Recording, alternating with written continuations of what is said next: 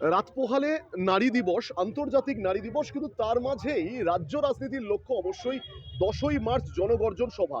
এবার আমি আপনাদের যা দেখাবো, ব্রিগেডে এই জনগর্জন সভা হচ্ছে, কিন্তু যে মহিলারা এবার কিন্তু একদম প্রথমবার ব্রিগেডে যাচ্ছে, আসুন তাদের সঙ্গে কথা বলবো। যারা প্রথমবার ব্রিগেড, তাদের অনুভূতি, তাদের এক্সাইটমেন্ট সব কিছু নিয়ে আমি জেনে নেবো যে তাদের ফিলিংসটা কি কেমন রয়েছে। প্রথমে আমি আপনার কাছে আসবো, প্রথমবার ব্রিগেড তাই তো?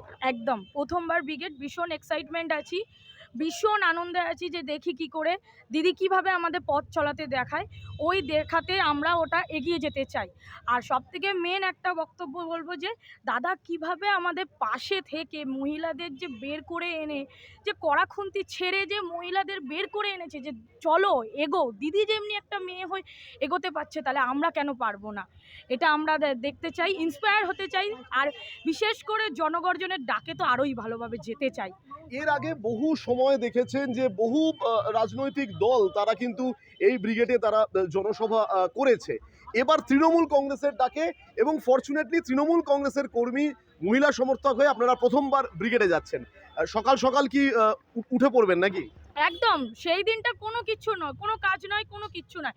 সেই দিনটা সকাল সকাল উঠে রেডি হয়ে একদম দাদা যেরমভাবে বলেছে, দিদি যেরমভাবে বলছে, আর আমাদের বিশেষ করে জয়াদি যেরমভাবে বলছে, ওরম নির্দেশে আমরা যেতে চাই। একদম সকাল সকাল, কোনো কিছু কাজ নয়, আগের দিন সব কিছু রেডি করে রাখবো, শুধু সকালবেলা একদম জনগর্জনের ডাকে আমরা 10ই মার্চ একদম চলো ব্রিগেড চলো। আপনারা দেখতেই পাচ্ছেন কতটা এক্সাইটমেন্ট এই সমস্ত মহিলারা, যারা কিন্তু জয়াদিকে সামনে রেখে, রূপক গাঙ্গুলিকে সামনে রেখে তারা কিন্তু একদম প্রস্তুত। আসুন আরো কয়েকজন মহিলার সঙ্গে কথা বলবো যারা প্রথমবার ব্রিগেডে যাচ্ছে। ধর্মতলার ব্রিগেড নাম তো আগে শুনেছিলেন তাই তো? এবার প্রথম যাচ্ছেন, কতটা এক্সাইটেড? প্রচণ্ড এক্সাইটেড। বা রূপক আমাদের দাদার ইস্যুতে প্রচণ্ডভাবে দাদা, আমার অ্যাকচুয়ালি কলেজ ইউনিটও, আমি কলেজে যেহেতু টিএমসিপি ইউনিট আমাদের, তো ওখান থেকেও ব্রিগেড যাওয়া হচ্ছে, কিন্তু সেই স্রোতে আমি ওখান থেকে যাচ্ছি না। আমার এখান থেকে যেতে খুবই ভালো লাগছে, যেহেতু দিদি জয়াদি ডেকেছেন এবং দাদা অনেকবার করে বলেছেন, তো সেই কারণে আমরা এখান থেকে ব্রিগেড যাওয়া। বেশ, প্রথমবার ব্রিগেড অনেকটা ভালো লাগছে তাই তো? প্রচুর আনন্দ হচ্ছে। আর আমরা একটাই দাদার কথা বলবো যে আমরা সবাই রাজা, আমাদেরই রাজার রাজত্বে, ঠিক আছে?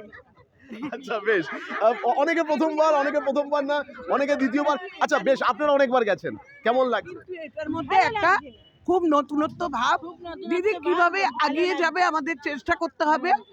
10ই মার্চ এমন একটা দিন, আমাদের অনেক দাদাকে আমাদেরই এগিয়ে নিয়ে যেতে আমাদের হবে। রূপকদা যেন এগিয়ে চলে, আমরা যাতে বাঁচতে পারি সোজা নিয়মে, যাতে আমাদের 121 নম্বর ওয়ার্ড জিতবো।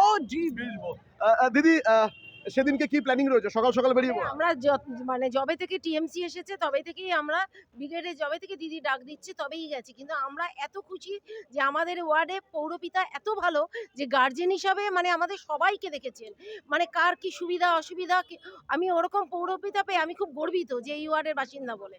বেশ, তাহলে এই হলো মহিলা ব্রিগেড। আন্তর্জাতিক নারী দিবসের ঠিক আগের মুহূর্তে এই ছবি আমি আপনাদের সামনে তুলে ধরলাম। এই মহিলারা বেশ কয়েকজন প্রথমবার ব্রিগেডে যাচ্ছে ধর্মতলায় জনগর্জন সভায়, কিন্তু অনেকে দ্বিতীয় তৃতীয়বার যাচ্ছে, কিন্তু তাতে কি, তার কারণ লক্ষ্য একটাই, 10ই মার্চ। রাজ্যের মুখ্যমন্ত্রী তৃণমূল সুপ্রিমো মমতা বন্দ্যোপাধ্যায় কি বার্তা দেন, তার কারণ প্রতীক্ষিত লোকসভা নির্বাচন 2024 আর কিছুদিনের মধ্যেই ঘোষণা হতে চলেছে। রাহুল গুপ্তের রিপোর্ট, দিশা শক্তি নিউজ, বেহালা।